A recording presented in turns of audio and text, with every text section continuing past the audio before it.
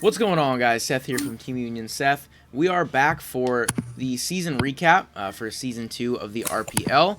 The finals have concluded, and a champion has been crowned. And we are here to go over the playoffs, explain a little bit about what happened in the battles, the outcomes, all that kind of stuff. And we are going to do a little recap for each of the individual teams, as this league is very much about improving and trying to get better. We're going to give some tips to all the coaches and just kind of recap how their season went. So I am joined by the power ranking squad. We have Rishu. Hello. And we're also joined by Okan. Hey guys. So for the first round of the playoffs, we had my team, the Philadelphia Fearows, take on the Colorado Crawdaunts. And we also had the Twinleaf town Torterras take on the Bloomington Glooms. So the Colorado Crawdaunts did pull out a 3-0 victory. And Okan is going to talk a little bit about how that game went. So I prepped with Deadred for that game against Seth because I really wanted. If he won, I was playing with him, so I really wanted him to win. And he actually didn't play too great in the beginning. I think made some questionable choices. You played actually pretty well in the beginning as well. Like you did the correct things, did the some kind of wrong things, but the biggest advantage of him was him having the feral gutter, which seriously destroyed your team. Like remove Slowbro, just weaken Rosalia a little bit, and feral gutter was sweeping, which he did. Just +1 was enough to kill Slowbro with like some previous damage, and he got that damage. He just swept that +1 with, I think he had Crunch, a Cojet, and Liquidation, which was enough coverage for.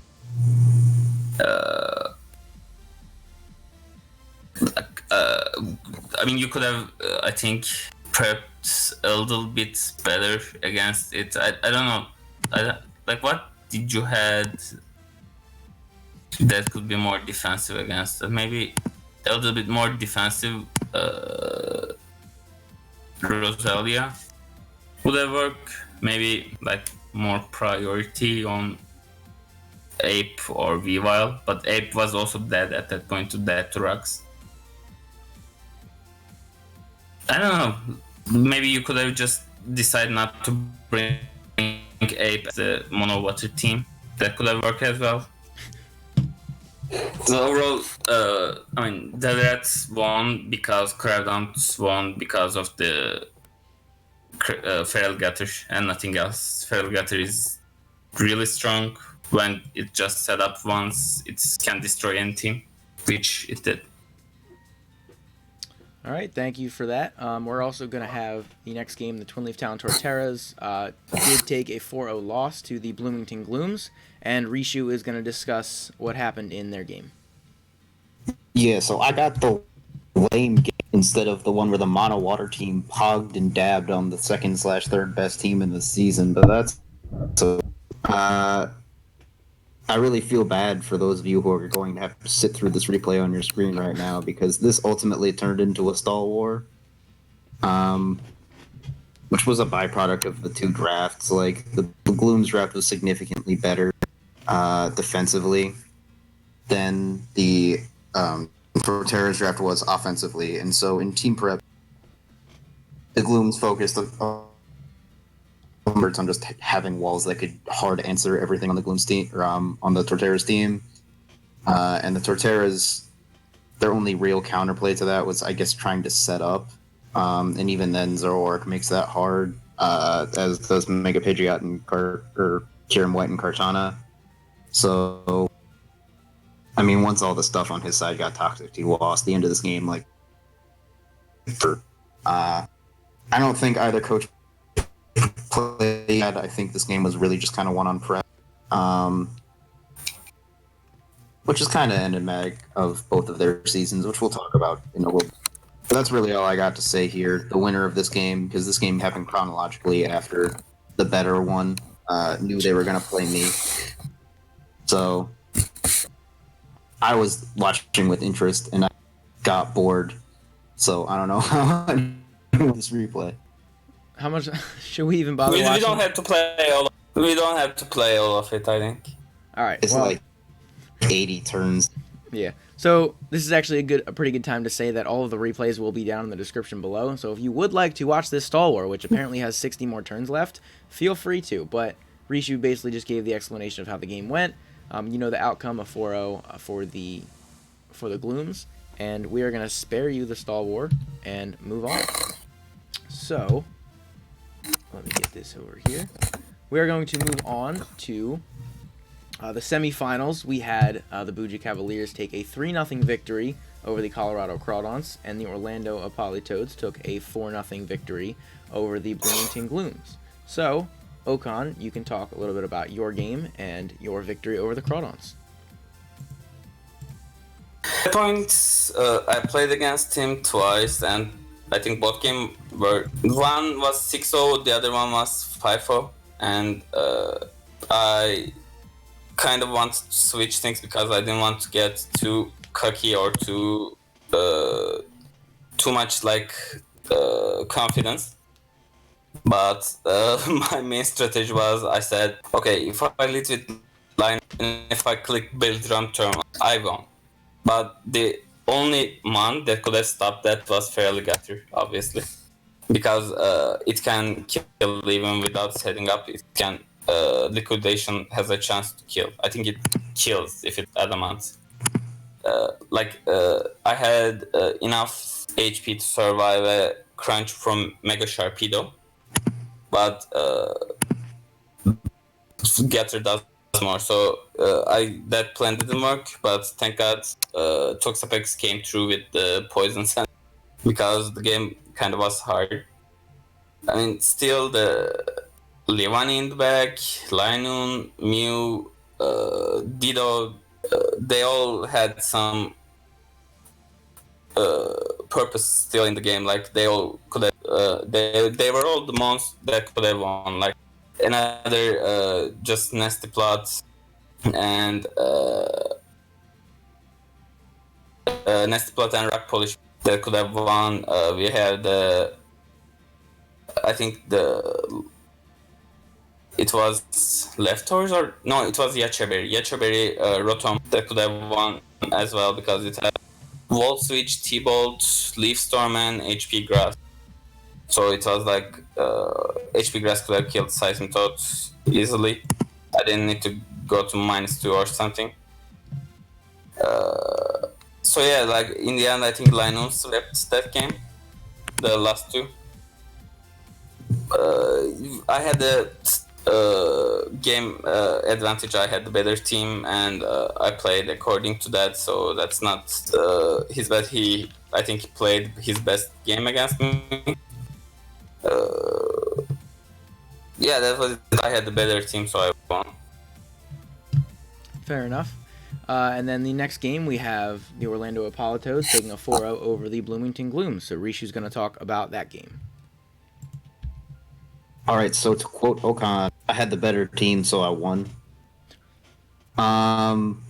If you look at the Bloomington Glooms roster, there is not a single Mon on that team that answers a Calm Mind modest, except for Kartana, which even then is one shot by Comfy.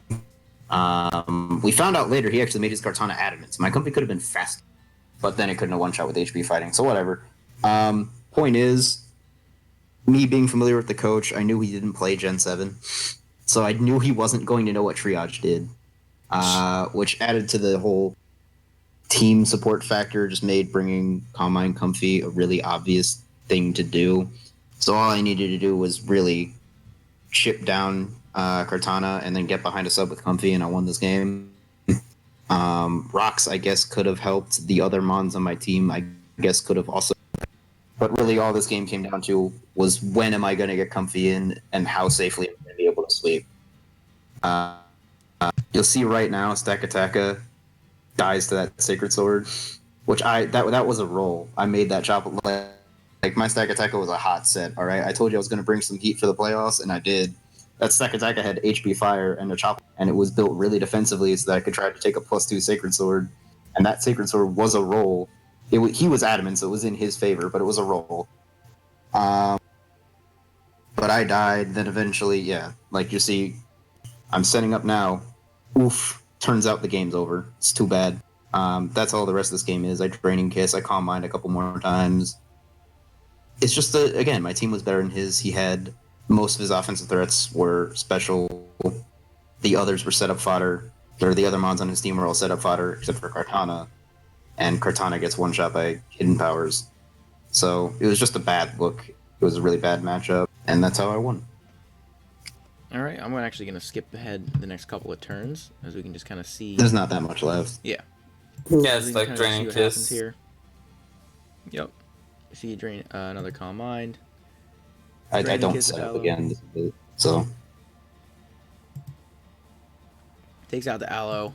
Boom. You guys can see all this. Again, the replays will be down below, so if you want to watch them in more in depth, all that kind of stuff, feel free. And then the final kill there. So we're going to move on to the finals. We had the number 1 seed taking on the number 2 seed. We had the Buca Cavaliers take on the Orlando Appolitodes. So you're both actually going to get power ranking squad. It was preordained. Yeah. So you're both going to get a chance to talk about this battle. Okan, I'll let you talk about it first because 1, you were the 1 seed, and 2, you just talked. So go ahead, Okan. Okay. I'm gonna say he prepped much more better, and but he didn't play too good. I think it should have been 5-0. He could have even win 6-0. He kind of risked it for some reason, but yeah, it was obviously under prepped. I don't know, like I have no idea why I'm so bad at playoffs. I never won a playoff. I'm always finishing leagues in like 1st or 2nd seed, and then I'm losing. Retweet. I kind of try to make some reads. I can try to make a different team. Like you can see like my main Crobat switching was actually F. It's yeah, Florix was my win. That's how I planned the Calm Mind. Calm Mind, Synthesis, Psychic, Moonblast, I think. Yeah, it was an interesting game. I kind of didn't want to play my regular game. Also, my only Vaporeon answer was Gliscor. The Gliscor had Subtoxic, Dig, and Roost, I think. Something like that. No, Protect. It protects. Subtoxic, Protect, Roost, yeah. No Roost, I think it has Dig. I don't know. I think we saw Roost. I don't even remember. It doesn't matter. Yeah, me neither. So yeah, it was really under-prepped for a lot of things. I mean, I didn't see defensive Absol coming. I didn't see defensive anything coming, to be honest. Yeah, I'm saying prep-wise, yeah, you just outplay badly, but the play was, I don't know what you didn't rogue, but at some point I was thinking like, okay, this is a 6-0. There's no way, like, Gliscor was my defensive switch into many things, and Gliscor didn't do anything to, like, neither to Crobat or to Stangrowth. The Florix was good, but it was poisoned, so it should have a lot.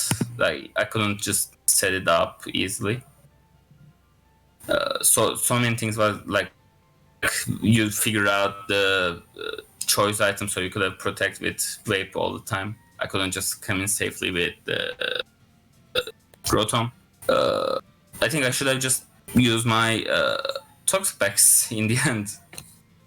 Oof. Yeah.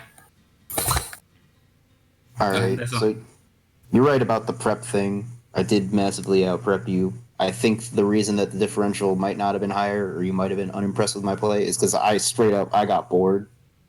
Because like me 6-0ing you would have involved Crobat sitting there and waiting until Gliscor ran out of PP, and I didn't want to do that at all. That's why I went to Absol. I was very excited for that Absol set, by the way, because that was a Blissey Pex Gliscor answer. Mean Look Perish Song Mega Absol, a set I have run before to kill a Toxapex. And it worked because it enabled me. First of all, I got rid of Gliscor, you already saw that, but then it enabled me to like actually just sack off Crobat and use it offensive. The game plan for this was really, because Blaziken answers most of his team so well, just Super Fang as many things as I possibly could, and then either get Blaziken in or set up Zygarde and win. I also had a bunch of partial trapping moves just because those are easy, free, because Stalmons don't do damage, that's their thing. So if you can just trap them and trip them down turn by turn, then that's a 1v1 that you win. I set up with Zygarde, I guess that was too early. I actually didn't calculate in advance who would win the 1v1 between Ditto and Dittozard. I knew that you couldn't kill my Tangrowth, so it didn't really matter, but I did kind of want to lose Zygarde, whatever. At the end, it ends up coming down to like a 50-50 that was kind of not a 50. Because as you're going to see, you're going to kill, and then I'm going to go into Blaziken. My Jump Kick kills this Fortress, and I realized you didn't have Protect. So now Blissey's in. Your win con is wishing into Aggron to get it back to full, because that's the only way it takes a hit from Blaziken. So as long as I don't miss that high Jump Kick, I'm fine. And Blaziken cleans up, otherwise I have to like stall you again. And again, I did not want to do that because I didn't want this finals. So yeah, I won the game on prep. I would agree I probably could have played better, but playing better would have made this battle like 100 turns longer. So because I didn't bring Hazard. So me neither, I think. Yeah, and I was not prepared to do that. I just wanted to get it out of the way. So here we are. Who would have guessed the kid that thought he was the third best was actually the best? I am inevitable. I think that's a very fair evaluation of the I game. don't remember. Who did you rank first? I think I ranked Seth first, right? You ranked post-draft Seth first. Yeah. Who did you rank I ranked the Durham Grand Bulls first. I think neither of us ranked ourselves top 2. You put me at 4. I had me at 6. And I think I had right. you at 4. So we're gonna move on. So congratulations to our season 2 champion, the Orlando Appolitodes. Repeat champion, So has won both seasons of the RPL so far. So again, congratulations. But we are gonna move on to our season recap. So the way this is gonna work is both Rishu and Okan are going to go back and forth, basically alternating with the teams for time's sake, as it was a common theme with our power rankings. They ran tremendously long every single week, even with attempts to trim down the time a little bit. So we decided that we're going to go one at a time and just have each analyst take one of the teams. So Rishu is going to start with our first team, the Tauber Bischofsheim Teddy Ursas, who went 0-10 with a minus 44 differential, and you can see their schedule on the screen. All right, so first off, I want to appreciate the graphics, because his logo is lit, and he did my logo, which is also lit, and he did most of the other logos, which is even more lit. So thank you, Josh. Congrats. You the real MVP. However, regarding his play, 0-10 is pretty much all you need to know about his season. I think there was 1 or 2 forfeits thrown in there. His differential also kind of speaks for himself. His team wasn't that great. It wasn't overly terrible either. I didn't think. I can't remember where I put him post-draft, but I know it wasn't last or second to last. So his team had definite flaws, but I also don't think it was super bad either. He's a newer player. We talked about this. He needs to adapt even his mindset to more like just growth-oriented as opposed to, I suck. You got to try to learn, in order to learn. And I think he started doing that more towards the end of the season, but even then it was kind of a gradual improvement. But that's all it is. He's got to learn the mechanics of the other stuff he doesn't. He's got to focus more. I think throughout his battles, he was, again, really one-sided in how he was playing. He was only playing what I would call offense, where he focused on his win con and he just ignored the defensive part of the game, where he stopped the other team's win con from winning, which managed to lose him almost all of the games. The 2 games that he played the best in were his 2 games against Barbados Big Barrels, which in both of those, since he is so familiar with his opponent, he was able to grasp more of the bigger picture. And that's kind of what he needs to hone into. I do hope he comes back. And I am a firm believer that anyone can improve in the Draft League format at a rapid rate. That's why I like playing it so much. But you just have to take stock mentally. You got to adjust your mindset. You got to hone in on where your weaknesses are, and you got to improve on it. Brighter days are ahead. All right, so moving on to the number 11th ranked team in the standings, we have the Indiana Infernus, who finished with a record of 2-8 and a -20 differential, as their schedule is on screen. Okan, you can talk about the Infernus. Okay, so at some point they show improvement. They defeated Hartford and then Torterras. But I think the problem they faced, they had the better rain team, to be honest. Like, they had the better water heavy team. Okay, his one is not mono water, which is actually a good thing at that. But I think I'm just looking at the stats right now. Like, I think Grey Ninja came into every game after the trade. Swampert came into almost every game, so is Metagross. And like Lantern didn't even make the cut, even just one game. Like, so in the end, I would say he was limited in the prepping. At some points, I saw some flashes of improvements. At the other points, I was really curious about the weird plays he made. I mean, he definitely improves. He definitely learns the game, and he can do better with a better team. But what he should try to do is trying to use some different mons to his advantages, some different strategies, and better focus on the hazards. I think he never he already didn't have any defogger, like a good defogger or good rock seller as well, to be honest. Like, looking at his team, his best rock seller is Mega Swampert, which is not a good thing. Yeah, like, learning the importance of the hazards is a thing I would suggest, because I mean, it's obviously really important, especially if you have the really strong attackers like Swampert, Thunders, I don't know, Heliolisk, Greninja, that forces some switches. You want the rocks or you want the spikes on the field, so that switch is never free. And yeah, you just need to be able to surprise the opponents with some sets, so they just can't bring a safe team against you, which he didn't. Yeah, better luck next season. I hope he comes back. I think he will. Okay.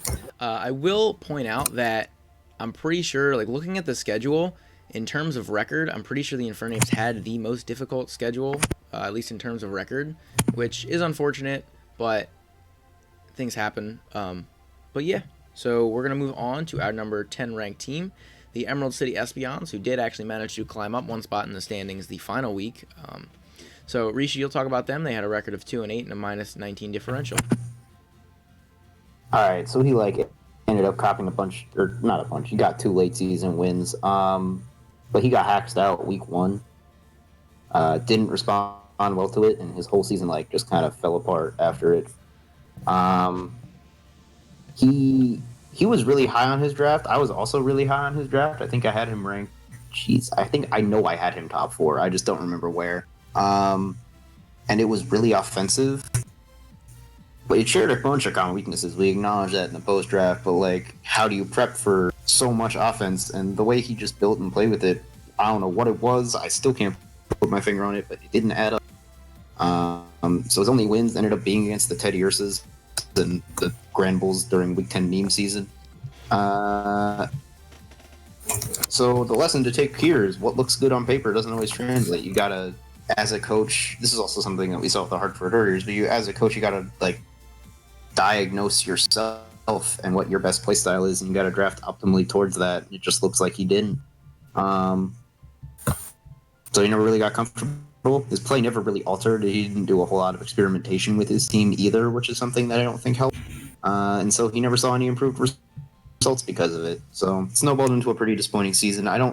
He necessarily played super poorly. Again, we said this so many times during the power rankings, but he didn't make a ton of misplays. He just was not in winning positions from team preview because of how he was building. So hopefully he takes this info, assuming he does come back. Drafts to what I perceive as his playstyle is a little bit more balanced, and I think he'll likely see better results. Again, not a knock on the player, knock on the team. Okay, with that, we're going to move on to our number 9 ranked team. They actually slid down quite a bit throughout the season. We have the Durham Grand Bulls, who finished with a 3-7 record and a -9 differential. And Okan is going to talk about their season. Yeah, I ranked her second. Sam ranked her first after the draft, and the team was really amazing. I mean, we always talked about the Mega Metagross. It's a really strong one. There isn't a safe switch into that one. Like there's just a few though. And even those so-called safe switches take 30% of damage, I think. And after that, you had Blacephalon as a really strong attacker. You have Crook, which can do all sort of things like Scarf Life or defensive. Among Us is always scary. Rotom Wash is the best pivot in the game. He used Cragonal really, really good. The problem is she lost week 3, and then I think week 3, week 4, the more she lost, the worse she get, I think. The play was always there. You can see that she knows, but I think, is it frustration? Is it I don't know, losing faith?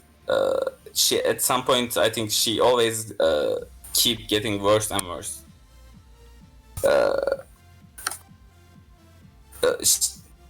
I really hope she can bounce back. She can come again and play better. I said she won week 8 by forfeit, and they could have played, and I don't want to say it, but she would have won against Teddy Ursas. That was the consensus, and that actually playing and winning would have helped much more than that FF, because she really needed the confidence at that point, because I think that's what was lacking compared to, because we always said that she really played great at that week 3 and week 4 games, even though she lost. But that play didn't continue to week 5, week 6, week 7, and at week 7 and 9, that was somebody else was playing those games. Also, the trades she did, Zangoose, Altaria, and Axelgor. And Axelgor actually did really good, despite the fact that I'm looking at the stats right now, it has 2 kills and 4 deaths. Despite that fact, Axelgor was really, really important after the trade. But what I don't understand was her the obsession with Altaria. Altaria came to 4 games after just in the last 5 weeks, and it didn't do anything. It's the trades made the team worse, I think, because she Chatot, Armaldo, which was one of the better rocks that are on her. And I don't remember what else. Anyway, Drudigon, yeah, he didn't have. She didn't have. The defense got worse. Offense, I think, as well got worse with that. The trade was worse, and using Altair every week was worse. The confidence issue. So I really hope she can. She's a really good player, and I really hope she can find her groove back again next. That's all. Another thing to point out is I believe it was around the middle to late season she did get married, so she had a lot of. That's true. That's true. She had a lot of focus on that. So, like you said, definitely a good player. And no gripes for anything. But we're gonna move on to our number 8 in the standings, the Barbados Big Barrels. Now, just to preface this, actually, no, Rishi's probably going to talk about it. But anyway, they went 4-6 for their record with a -9 differential. And Rishi, you can go ahead and talk about their season. They ultimately had just a really weird season. Mm-hmm. So they started off with pretty strong play both of their first 2 weeks. They won the first game. They didn't win the second one because they were playing Okan. I don't know. They just ran into a wall. I don't know why it says a win in the second week. That was just a mistake on my part, but continue. Yeah, no, he did lose week 2. But after that, his play, I think he might have been the only coach in the entire league whose play never showed any signs of improvement. His first 2 weeks were his best 2 weeks. Even with the Grand Bulls, they played better in the first couple games they lost than the first 2 games that they won. But the Barrels were really consistent in kind of declining. So their only wins ended up being week 1 they played them on a water team before they had Kingdra and Seismitoad, and so he just spammed Thunderbolt 7 times and won. His other 3 wins were 2 against the Teddy Ursus and a forfeit. He also had, I don't remember how many forfeit losses. I think it was 2 or 3. So again, really weird season. He had a bunch of scheduling problems, but he was in the playoff chase, and you can't really take that away from him. He did beat a playoff team for what it's worth. But the last week is what decided his season. That was a playoff playing game. And what happened was really emblematic. His opponent had improved immensely in terms of building and playing, and he had not. And he got swept by a Critera. That I guess he wasn't expecting. I don't think he built or played super badly throughout the entire rest of the season. It's just, in league format, part of the challenge and part of what I like about it is actually becoming more comfortable with your team over the course of the season and figuring out what the Mons can and can't do in certain matchups, and being able to use that more to your advantage and just build more optimal teams as the season progresses. And he didn't. So despite the fact that he had flashes of good play, I think as he develops his understanding of the format and just builds and preps more teams, he can be a real threat in future seasons. It just wasn't the case this year. So we'll see what happens. I'm really excited to see where he goes. I hope everyone comes back. I'm not going to bother saying it after all the teams I talk about. Because I very much enjoy playing in this league because he's in it. But Thank you. But yeah, no, I think he can be a very dangerous player. He just has to, like I said, kind of focus in on what he's weak on, just get more experience, and we'll see where he goes. Also, credits to him for winning 4 games with a team completely drafted based off RNG. Yeah. So anyway, sliding down to our number 7 slot, which was the just on the border of making the playoffs, but just missed it by a little bit.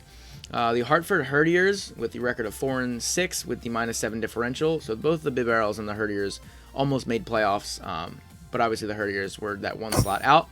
And Okan, you can talk about their season. Okay, I really feel bad for Ryan because he really started the season terribly, and his draft was really bad. I think I wanted to rank him higher, but I think I ranked him around 7 or 8, despite the fact that I really wanted to rank him higher. I really wanted to, use my power as the power ranking, but the draft was really, really bad.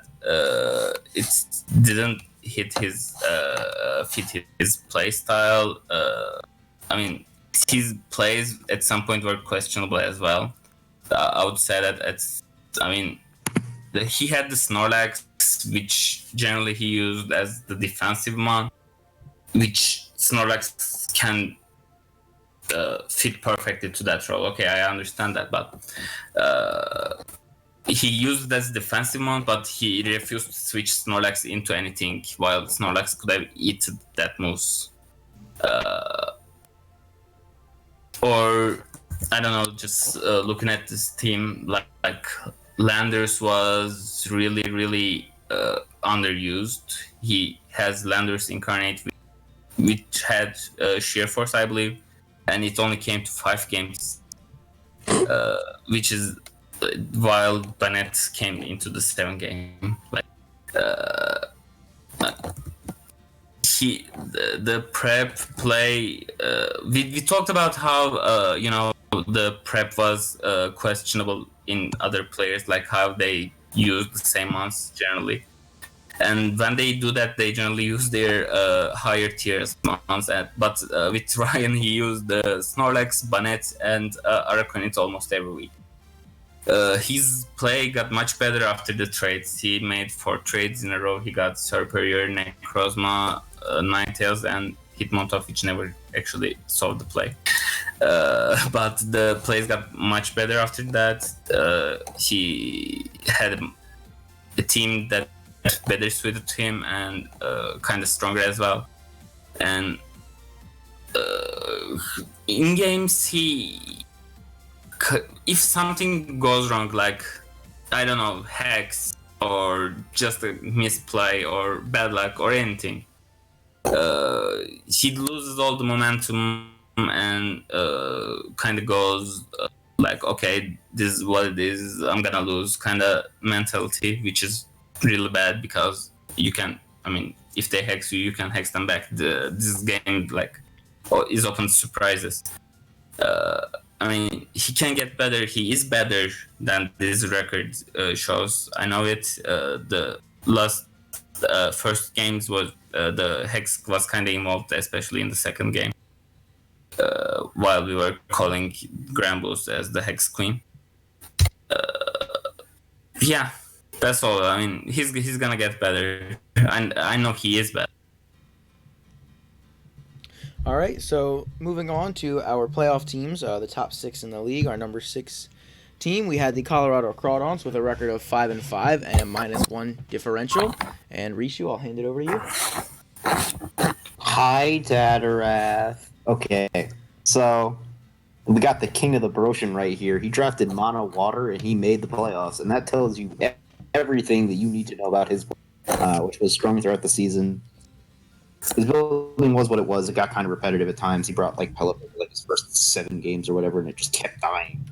And he was repeatedly handcuffed by his team comp. Like, he watched all our videos and he learned. Oh boy, did he learn!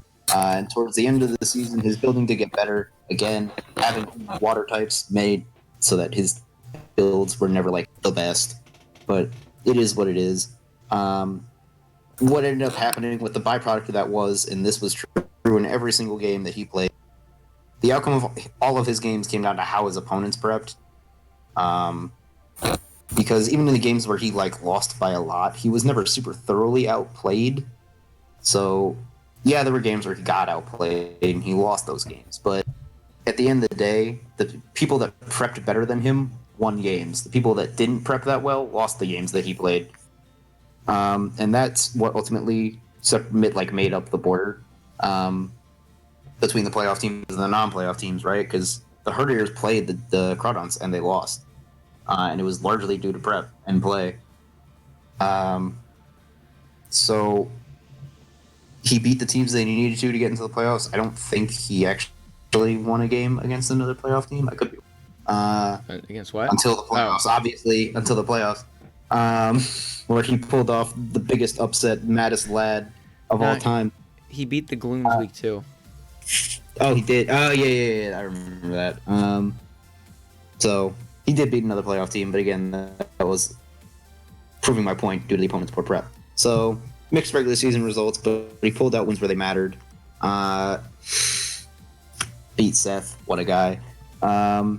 So next season, he floated the idea of drafting mono water, where it's just single type water types, which is obviously a terrible idea, and he shouldn't do it. But if anyone could pull it off, It's the king of the Barosian. I just want to break the rule and want to talk about Melody because I think that he showed the most improvements out of all players, and I think That's probably true.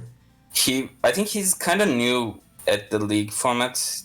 I mean, he said he drafted it before, but like when we were talking about, he didn't know he should have had like water grounds if you are drafting 101 to be able to switch into the electric attacks.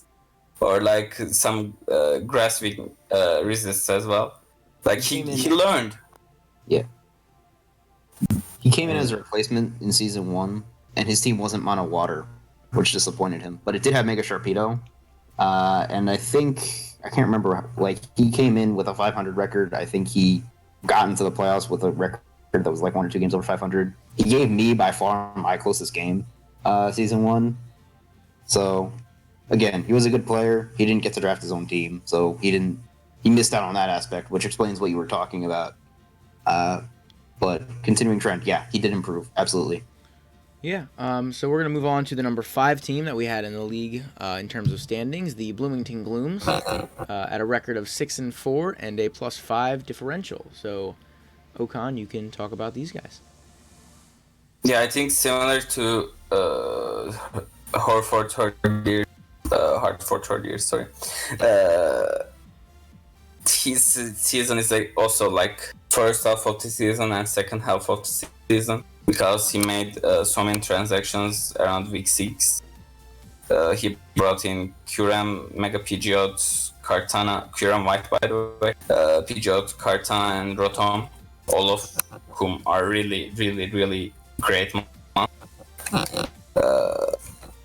And he actually drafted kind of a meme team with like Shedinja, Smargle, Zoroark, like questionable team. We talked about how Mega Blaziken was a really, really bad S as well. And in the end, the switches made his team much better, and he played much better with that much better team. Like I don't think he took the league too seriously in the beginning.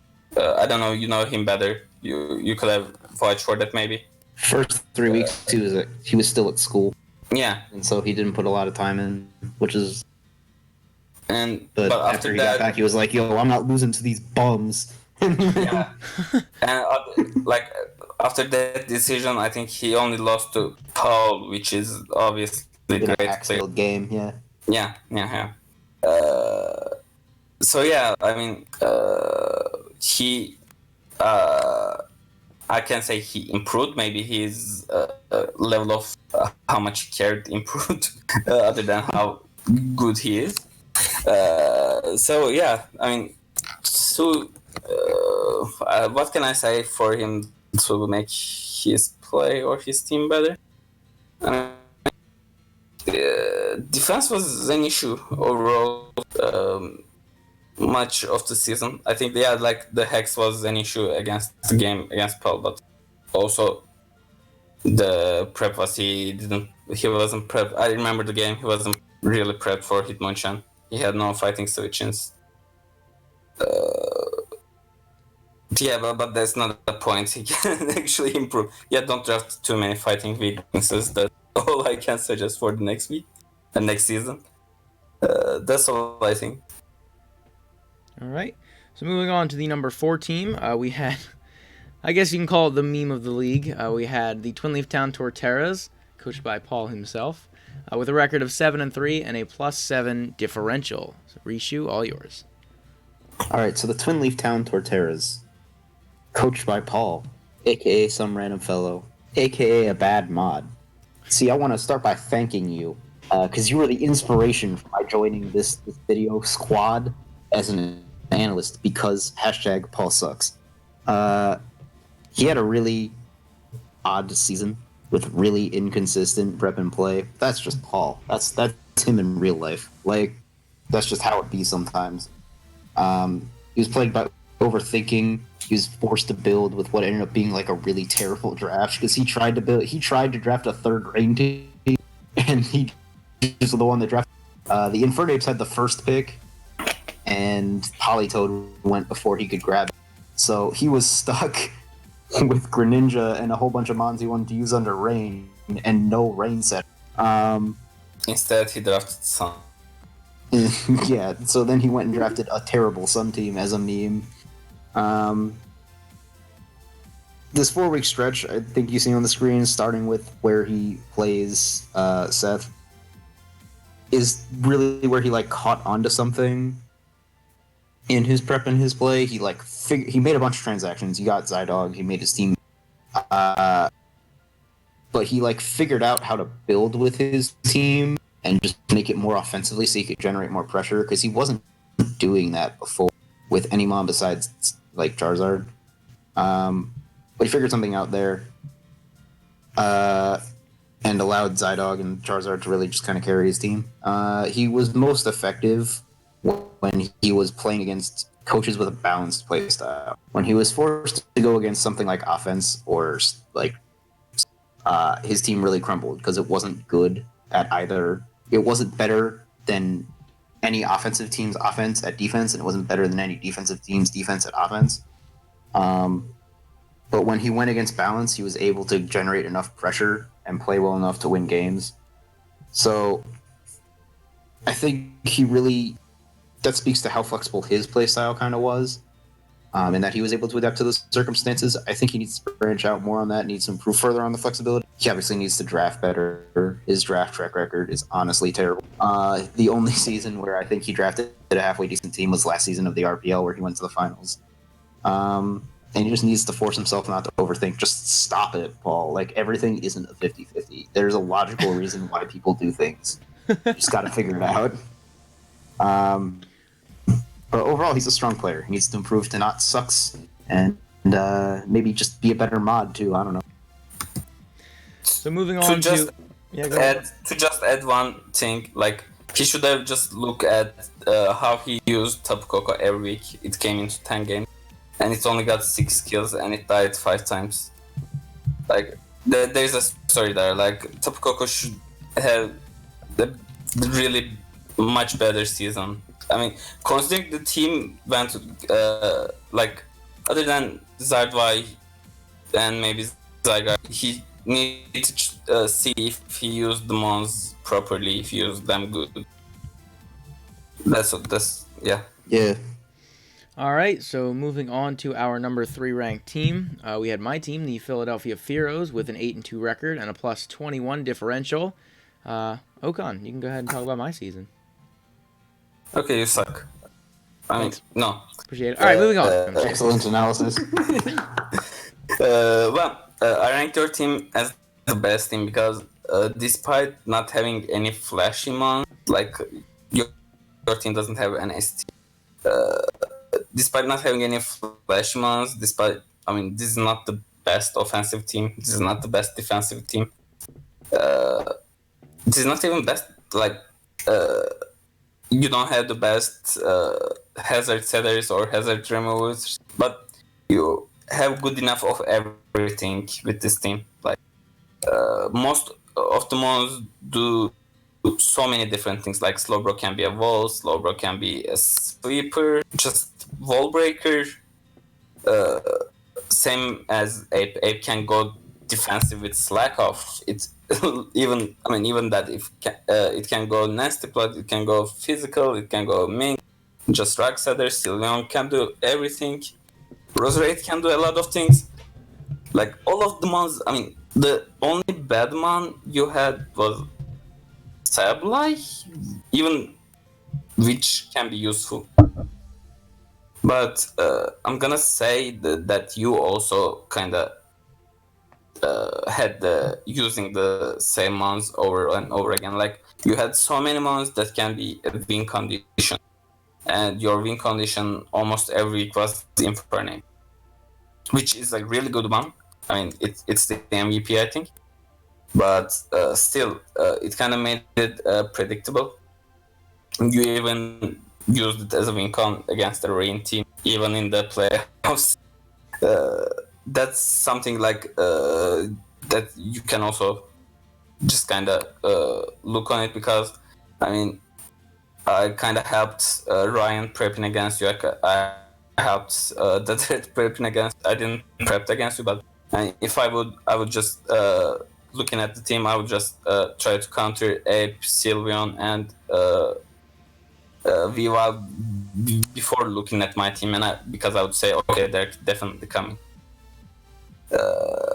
Other than that, I think you. I don't think you played really bad in any week. Yeah, you generally play good. You generally don't overthink. Don't make mistakes. Don't try to make huge predictions, which is a good thing. But you don't crush anything as well. And your losses actually weren't too huge because I mean, the last one was me, and the other one was Paul. This is being weird. That was raining him. Yeah, that was a weird game. So yeah, I'm not gonna blame any loss other than, I mean, even I'm not even gonna blame the playoff loss on you, because like I'm just looking at your team again. What else could you bring that would have, sorry, maybe Scizor, defensive Scizor, but what's defensive Scizor is gonna do to frail guy? Natural gift, technician HP electric. Yeah, like that's the only thing. Like, yeah. Although it was a good season, like I said, what you can try to do is kind of try to use more diverse one, which actually should really fit you, because how you draft all the quality mons. It's not like you draft 6 great mons and then the rest sucks. You draft all the quality mons. It's not just for this league, so yeah. My suggestion for improvement is don't switch out a grass type against Feraligatr. Thanks. That can work. So getting on to our final two, the championship pair, our finals matchups. Number 2 ranked in the standings, we had the Orlando Appolitoeds, 9-1 record and a plus 31 differential to finish out the season. And Rishi, you can recap your own season. I'm going to be like perfectly honest, and I don't want people to take this the wrong way, but I did not like this team as much as I liked my season 1 team, because it wasn't as versatile. I like drafting a lot of versatile mons, and I had very one-dimensional team. Like, I had Stack Attack, I had to figure out something different to do with all the time. I brought AV Tangrowth like 6 times. Vaporeon and Tangrowth hard carried my team because people I played them well, but I was uncomfortable bringing them all of the time to make them do the same thing, because I really don't feel like I learned anything or got any better in building from doing that. And I just didn't like the stability and predictability that my team brought. I only had 2 hazard setters or 2 rock setters, and they were both not that great. Blaziken, Absol, kinda. Zygarde didn't even get to do anything. Blaziken, Absol, Zygarde, pretty good offensive trio. A lot of my offense came off of my defense, just because, again, I played my defensive mons a lot better than my offensive mons. In total, I think this is probably the best I've played over a course of the season. Like, there was only 1 regular season game where I don't think I played really, really well, and it was the one where I was going to see Detective Pikachu. But my style was mostly consistent. Further seasons, obviously I've won the first 2 of this one. I'm going to look into branching out stylistically. I played very balanced, but it was different forms of balance, different weeks. So I'm going to look into more offensive teams. The problem is I do, again, like to draft balanced teams that are very versatile, so it's hard to build offensively or super stally with that, but we'll see what happens. 2 seed obviously isn't anything to complain about. Winning a championship obviously isn't anything to complain about. But again, I thought my season 1 I liked how my season 1 turned out better than this one. That's just how it is. All right, and our final team, our number 1 ranked team through the regular season, we have the Buca Cavaliers at 10-0, going undefeated through the regular season with a plus 45 differential. So, Okan, go ahead and recap your season. Okay. So this team, I drafted this team before, and it came into quarterfinals. This one went to finals, and I'm gonna draft this team again one day. and hope to win with that one. But did I learn anything better? Am I happy with how I played? No. Actually, no, because I told it to that skip, or like I said, you always use the same months, and Blissey and Mew came in every game. I think Blissey only sits for the first playoff game, and that's just because I wanted to use Linon so bad. I mean, I drafted this team for Linon, and I never used Linon. Drotom came every week, Mew came every week, Blissey and Pex came every week, and I could have just played more diverse. Like Florges and Gliscor didn't do anything despite how good Gliscor is. I could have, like I said, I could have. I don't know, like prep more diverse, which could have gave me more options in the late game, because at that point my opponents knew what they had to prep for. That made my team quite predictable as well. I didn't branch out enough. I should have leave Blissey some week. I mean, at some point I guaranteed the playoffs. I kind of guaranteed to even have the first seed, and I still use the same months. I should have switched. I should have give Florges Gliscor more chances, even like Levani, even the Arcanine. Other than that, yeah, I don't know what happens to me in playoffs, and I always lose in the play. Maybe that's the reason. But other than that, yeah, this is. I mean, this team is pretty good. What I learned from this season is how good Ditto is installed. Yeah, overall, I really like this team. I really like all the mons in it except for Gliscor. For some reason, I don't like Gliscor, despite that I love it in the anime. But yeah, I don't love using Gliscor for some reason. That's all. I will say, if you're gonna draft a stall team, draft Ditto as well, because one of the best ways to beat stall is to set up, and Ditto just completely negates any attempt at setting up. And we talked about it a ton in the server throughout the season, that Ditto was such a phenomenal pick on your team. It was ridiculous. So I think that was a huge reason why you did as well as you did. But also just don't draft stall. You draft stall, you draft stall, you a weenie, and if you draft stall with Ditto, I'm going to tell whoever you play to bring sub and setup sweepers. Yeah, that didn't work out. I mean, it almost did. He got 6-0 and 5-0 in the 2 games he played against you in the regular season, and the game I helped him prep, he got 3-0. What I'm gonna just say is that I drafted stall, but would you say what I played was stall? That's my question. Yes. I mean, I had so many. Yeah. Like my games were generally shorter than your games. Like I swear, most of my games with Mew or like. I mean, okay, Toxapex might have 7 kills and Aggro might have 6 kills in 2 games, but my offensive monster did work. Just please. I will say I think a lot of your games were faster because your opponents just had such a hard time playing your team. Like, I wouldn't necessarily call it stall, I would call it defense. If that makes sense. Yeah, it does. He clicked a lot of S-Toss. Don't give him. Yeah, No, I didn't click much of S-Toss. Seth and I both played Stallier. You did, but your team was harder to build around, so you're the weenie. I also wanna make an MVP team, if it's okay for you, because like, I mean, the All-Star team kinda like at the end of the NBA. So like the best 6 of the season. That sounds like another video. No, I'm just gonna say them. I'm just gonna say them. Go okay. ahead. I I think the real MVP of the league, it's not Infernape. The real MVP and first of the All-Star is Vaporeon. Second one is, Infernape. Third one is Blissey. Fourth one is Charizard.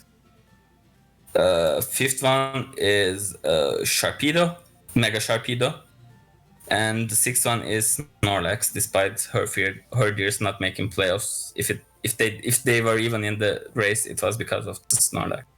I think that six was the best 6-man in the league. Best six played, maybe. Awesome. So that is going to conclude the season recap for Season 2 of the RPL, the Reborn Pokemon League. I think this season overall went really, really well. I'm very appreciative of all the coaches that played in the season that were consistently trying to get their matches done, working hard, having exciting battles, and a lot of the coaches were very active in the server and very responsive to questions and when I needed someone for power rankings or any kind of help like that. We had a lot of responses, so I'm very appreciative to all the coaches, and it was an awesome season. We are looking to expand for the next season, so I'm looking forward to having more teams in the league. I'm looking forward to more content, better content overall in the season, and big things are definitely to come. So thank you to our power rankings squad, to Rishu and to Okan, for doing a great job with the power rankings throughout the season. Definitely the most popular part of the league. I think the coaches overall really enjoyed that. Getting some tips weekly, seeing where they were at, seeing what people had to say about them. So thank you to you guys. And thank you to you for having Thank you. It was my pleasure. Tell Paul he's an idiot every week. So with that, I'm going to wrap up this video. We did end up making it just over an hour long, so shorter than our normal power rankings, which is cool. But that is going to wrap up Season 2 of the RPL. Be on the lookout for Season 3 coming soon. Definitely won't be too long for that, so check your sub boxes. Don't be a stranger to the league. If you have any questions or anything like that, feel free to comment down below. Let me know what you thought of the season, maybe who your favorite coach was or who you thought had the best team this season, anything like that, who improved the most. Let me know in the comments down below. Other than that, don't forget to leave a like and subscribe, and I'll see you guys in the next one.